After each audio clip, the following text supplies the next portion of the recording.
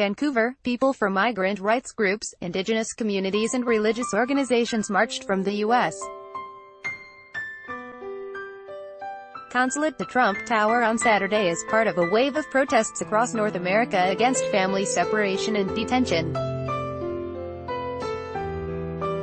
Although U.S.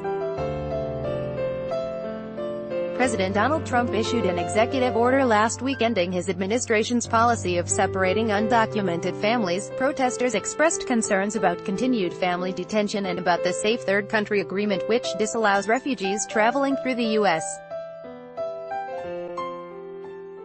from seeking asylum in Canada.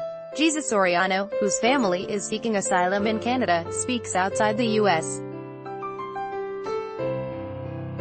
consulate in Vancouver at a rally for the National Day of Action Against Family Separation and Detention. Sherry Suturin, Star Metro. Jesus Soriano, whose struggle to get immigration status for his family in Canada was previously covered by the Star, spoke to the crowd about how his family's precarious status has affected his children.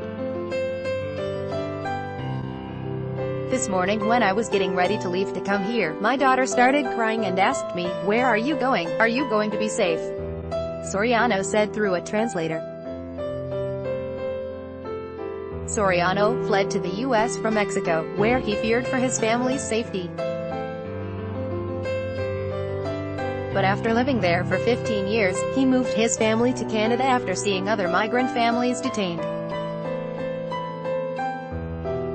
His family's refugee application was denied and they're now in the process of appealing.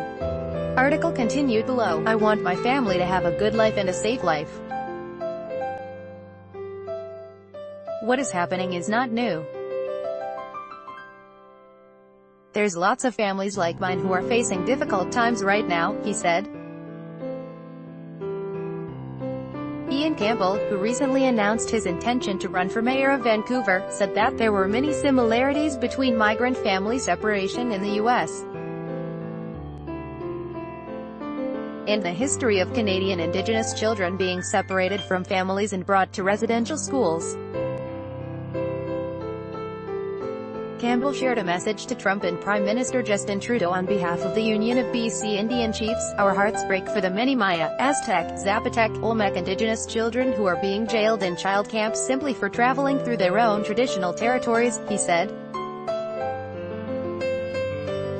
On Wednesday, several national healthcare organizations released a statement signed by some 2,000 health experts. The statement condemns family detention and separation, describing the psychological consequences that the practice has on children.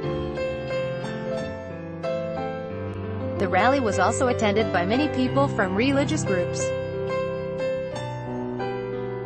The Christian tradition, the Buddhist tradition, the Sikh tradition, the Muslim tradition and the Indigenous tradition all speak of the welcome we offer to ones who are not from here, said Anglican Reverend Emily Smith.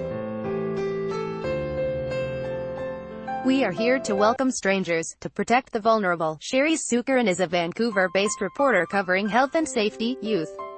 Follow her on Twitter, @Suturin.